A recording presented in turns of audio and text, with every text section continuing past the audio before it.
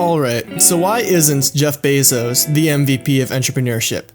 Well, that's because there's another hotshot out there that's creating new inventions and tools every single day, and her name is Minimum Viable Product. As an entrepreneur, in our digital age, MVP is an acronym that you will hear often, and unless they're specifically talking about you, MVP probably doesn't stand for Most Valuable Player. In fact, they more than likely mean Minimum Viable Product. And by minimum viable product, they mean the product version you can release with the least amount of resources while still learning the essential information about your consumers. Understanding the concept behind the MVP is crucial for entrepreneurs. Being able to release an MVP, acquire the essential data, and make adjustments puts you much closer to your customers. When coming up with a product or large software project, it's easy to plan out a long list of features to include. Some of those features are absolutely essential to your project, while some of them may not add any value at all. And the truth is that all of those features will take time, money, and other resources to develop.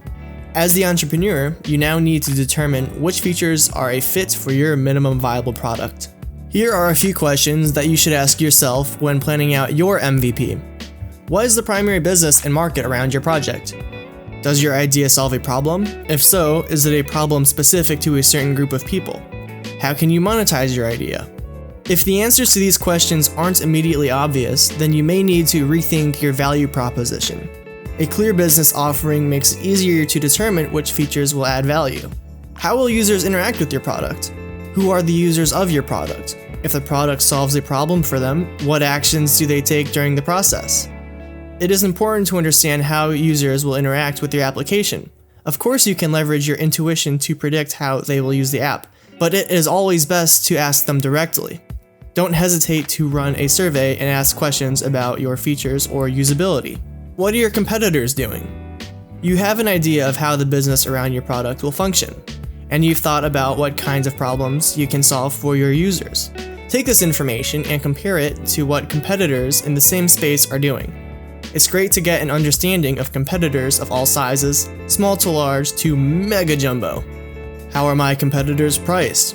Are there areas that they are excelling in, areas that they are lacking in? Are there some features that are obvious requirements for the MVP? Do users need accounts to be able to access private information? Is it essential to include an interactive map in your product? Most projects will have a few very obvious feature requirements. The rest of the features that you include in your MVP might be a little more challenging to determine. Do you have a minimal list of features that can still generate revenue while acquiring users? Using this thought process, evaluate your original list of features and order them by priority.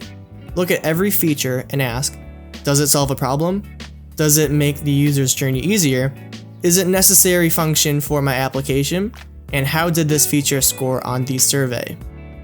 After ordering your list by priority, go through and ask yourself if someone would use a product with only one feature. Maybe not, so what about a feature with feature 1 and feature 2?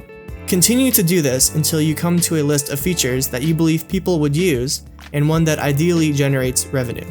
Your MVP is important. You will leverage it many ways over the life of your product.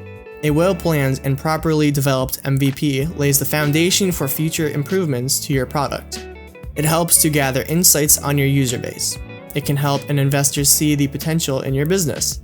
And it is often the most cost-effective first version of your project.